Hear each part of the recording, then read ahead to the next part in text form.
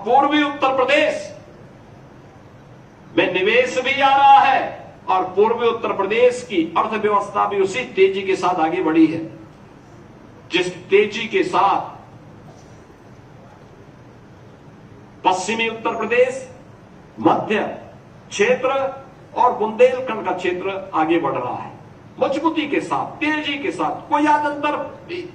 यानी आज कोई ये नहीं बोलता है कि साहब पूर्वी उत्तर प्रदेश पिछड़ा क्षेत्र है। बाढ़ की समस्या का समाधान हुआ है, बीमारी की समस्या का समाधान हुआ है, क्वालिटी एजुकेशन के लिए सरकार ने काम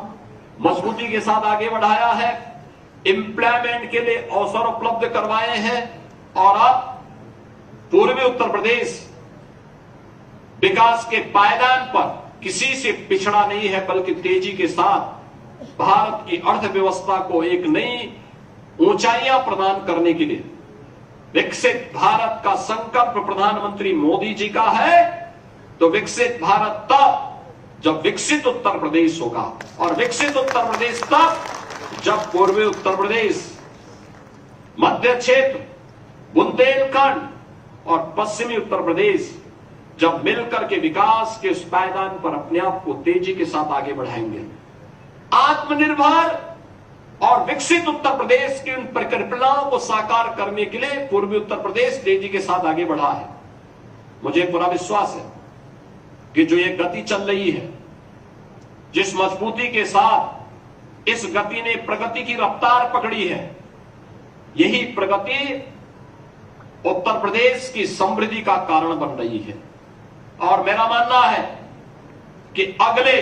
3 वर्ष के अंदर यूपी $1 ट्रिलियन की इकोनॉमी की दिशा में आगे बढ़ेगा।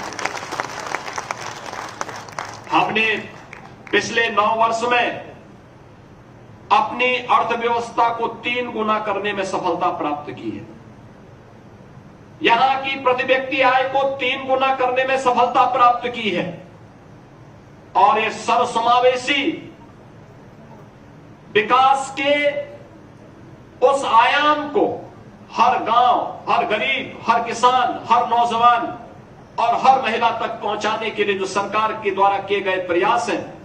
उस प्रयास का परिणाम हम सबके सामने है और उसी परिणाम को आगे बढ़ाने के लिए मैं धन्यवाद दूंगा न्यूज 18 को कि इन्होंने बदलता पूर्वी उत्तर प्रदेश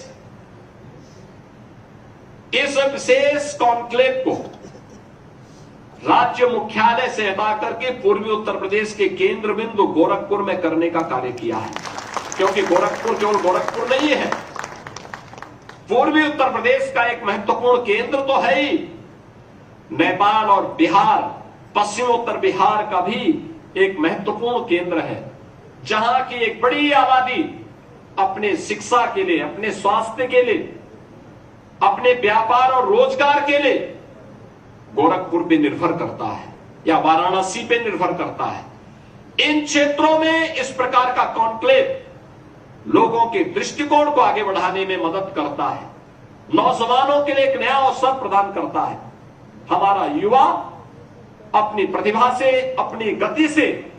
इस क्षेत्र को एक नई प्रगति के आयाम तक पहुंचाने में सफल होगा।